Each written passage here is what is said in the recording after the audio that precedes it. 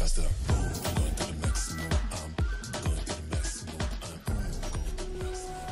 So we wanted to, we can start bringing up the slides, just to throw it out there.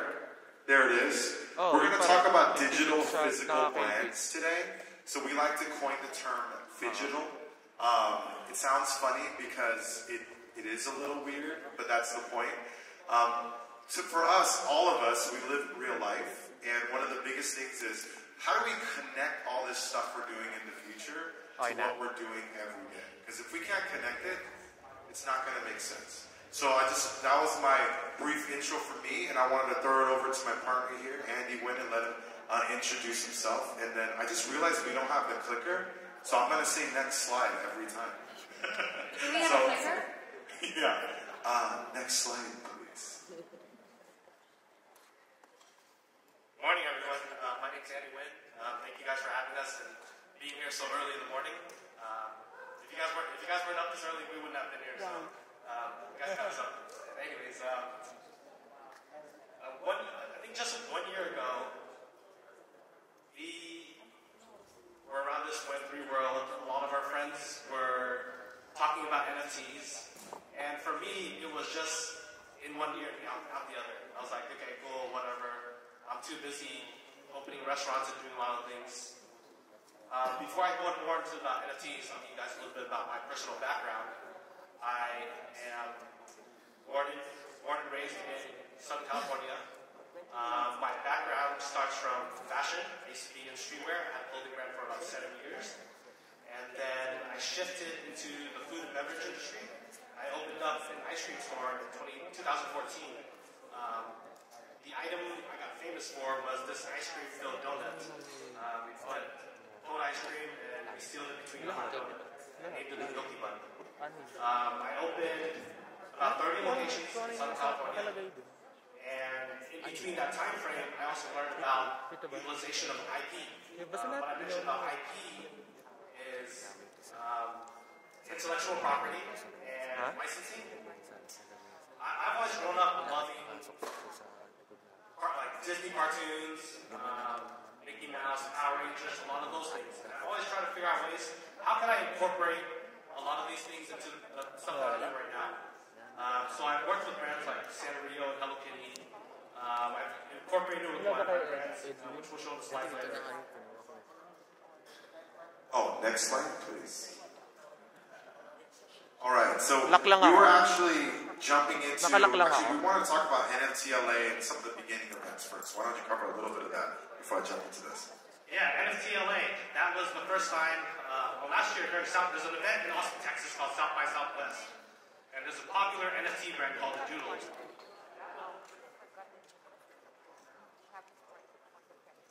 Oh, here we go. Hello. You've been upgraded. Yeah. So we worked with a brand called Doodles, which was one of the top NFT brands. We created a food menu and a food brand experience that we launched at South by Southwest. In between that, we had a lot of ideas on doing our own NFT project called Food Fighters Universe. And we had this other idea, which I talked to Kevin about. I had this idea of purchasing a Bored Ape. And the reason why I decided to purchase Bored Ape was, in pop culture, everyone is talking about Bored Apes. It doesn't matter where you lived in the world, you knew what a Bored Ape, if you knew about pop culture, you knew what a Bored Ape was. You saw celebrities like Eminem, DJs, like every famous person was getting a Bored Ape every other week. The other reason why I decided to get a Bored Ape was I learned about ownership. Ownership, if you purchase one of these NFTs, you get this image and you can do whatever you want with it. You don't have to pay any royalties. And I was like, bingo, I know exactly what to do. I worked in restaurants. I have these ideas on this cool packaging. I'm going to build a restaurant. I told Kevin about this idea and I said, hey, we got to go put together money and buy this Bored Ape. I have no idea how to buy NFT. So just to get clear about that situation, when your friend comes up to you and says, I want to buy a Bored Ape, which is an NFT, right? What that's saying, at the time, this thing was worth $267,000. US dollars. So that's like saying, hey, Kevin, do you want to go buy a house together?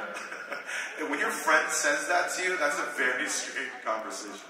Just wanted to show you context of what that feels like. But keep going. Yeah, so when we first decided to go out and buy the ape, it wasn't $267,000. It was a little over $100,000. But I had no idea how to buy an NFT. I didn't know if you're trying to put that much money into MetaMask, it takes a long time to get cleared. So in this market from January to March, the price keeps rising. Every time I put money in, the floor price keeps increasing. So by the end of it, we ended up spending well over $267,000. Yeah, it was painful, scary, but very exciting at the same time. Can we go to the next slide, please? Okay, let's go back a little bit to what we were talking about on how we're bridging digital and physical, even before Web3. Yeah, so I worked with a cartoon called Rick and Morty and worked with my ice cream brand. The reason I think digital physical is so important is because everyone is so in tune with pop culture. These are things that people are familiar with. Even if you had no idea what my ice cream run is about, a lot of you guys would understand what Rick and Morty is. That would get you guys into my store. So I think I applied the same approach when we opened Bored and Hungry, things people are familiar with. Next slide, please. Yeah, and we've worked with a lot of different brands like here, like Hello Kitty Cafe. I have 2 locations out in Las Vegas right now. But the familiarity and these brand experiences and immersive experiences are things that no one was doing in the industry. And as I was learning about the technology of Web3, I was like, how do we apply this along with Web3 and apply the technology at the same time? So and also just the crazy impact of brands like this that have nothing to do with food, but once you infuse it and create that immersive experience, the second location even at the grand opening, like how long was that? 5-hour wait all day long. And these are like crazy moms and daughters, right? They're just like tons and tons of them. It's crazy, it's amazing. Next slide, please. Yeah, so when we finally announced Bored and Hungry to the public, we initially only planned to open it for 90 days. It was just to make a statement to people about NFTs, saying it's more than just a JPEG. It's not just a profile picture to show that you're rich. We wanted to show people, like, hey, this image, you can build a brand, you can build a business of this NFT that you own. And it got so crazy that we had over 130 news articles. We had well over 1,500 people on our grand opening day.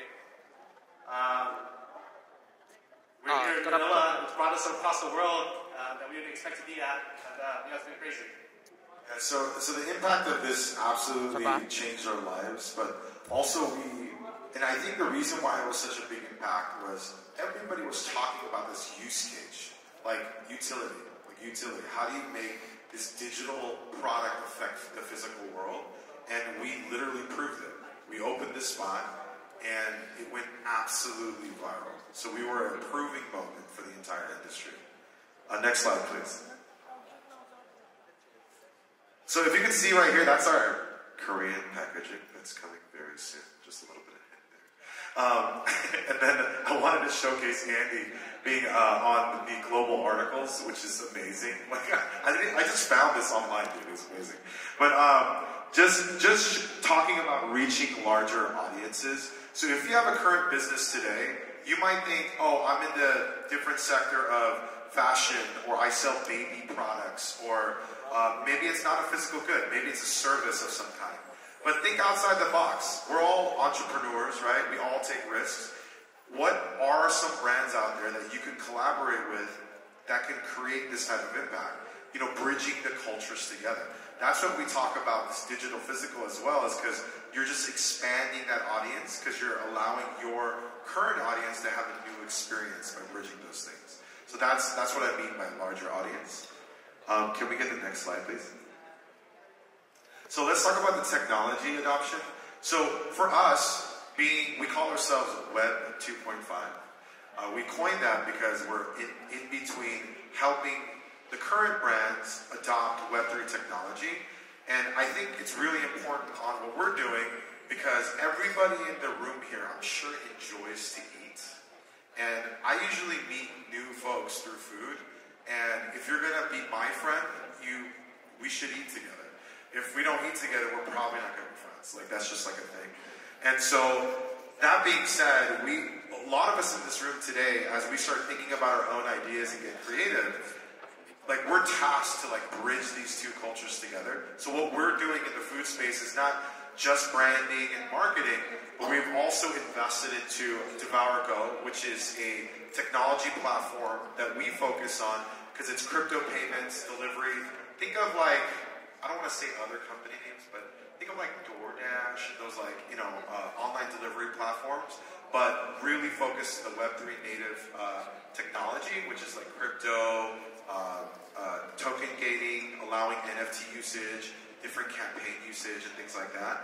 So that really unlocks the technology side of what we do.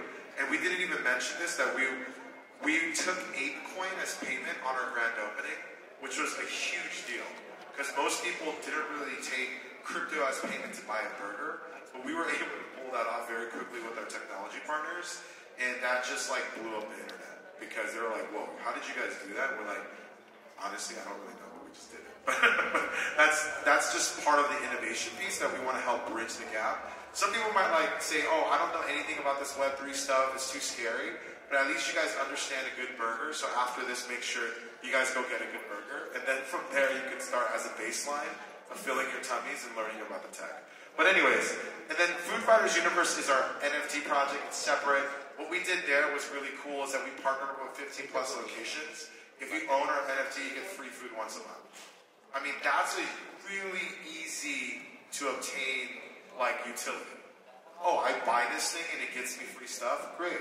As simple as that. Why did we do that? Again, to adopt more people onto Web3.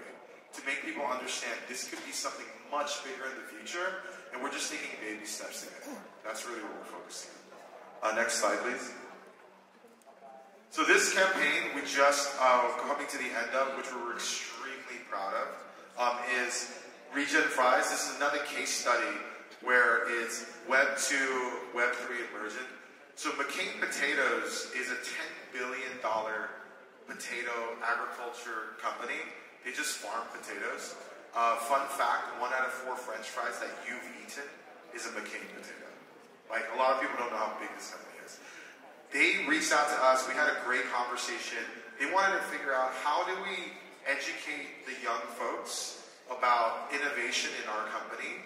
We want to do something crazy with you guys. So they wanted to drive this message of regenerative French fries. So we were able to infuse Web3, launch it. Down here is basically, and up here is where we launched the farm on Roblox, if you guys have heard of the game. And you could farm potatoes and make French fries, and then go have a real French fry. Like, it was a crazy campaign, and it was in London, Canada, and the US, and we're able to pull that off with them. And just to let you know, what's fun is, because I've been in marketing for a while now, and what's fun to say now is the metrics, usually talking about, what's your ROI, what's the sales dollars or ad spend. But now in the presentation, we're like, oh yeah, we farmed 9 million virtual potatoes. Those are the metrics that we're using today, and I absolutely love that. I get to see that. Oh yeah, we farmed 9 million virtual potatoes. And they're like, oh wow. I'm like, yeah, 4 million virtual farmers. That's amazing. But anyways, so that's something that we do today, and that actually makes sense because it's still immersion with your clients, your customers, right? So it's another metric, it's another marketing touch, it's another way for them to learn and love your brand, which is crazy. Next slide, please. All right. This is honestly, in conclusion, we wanted to make it pretty brief because I honestly thought we were doing questions. But we can also go into it a little bit, but I just challenge everybody into the room. I don't know what you guys are working on, but please work on something. Don't ignore Web3. It's extremely important. I think in any and every industry, this new technology, crypto, everything that you're seeing during this week is going to impact very, very, well, it's already impacting, but it's going to start changing the world absolutely every day. So please pay attention in your industries. And then last words from our partner here. There's some things that Kevin didn't even mention. Sino? Next slide. Sino? Yeah, next slide, please. Besides our social media, is anyone here familiar with Snoop Dogg? Woo! Raise your hands, Snoop Dogg, one of the most recognizable faces on the planet. The fact that the back row doesn't know Snoop Dogg amazes me. We will have to change your music. But anyway. So the reason I mentioned Snoop Dogg is this is what we had a chance to work with Snoop Dogg with our campaign, which we should put our pictures up. But we launched an ice cream concept in New York City at A-Fest with Snoop, and it's crazy that NFTs and Web3 have brought us here.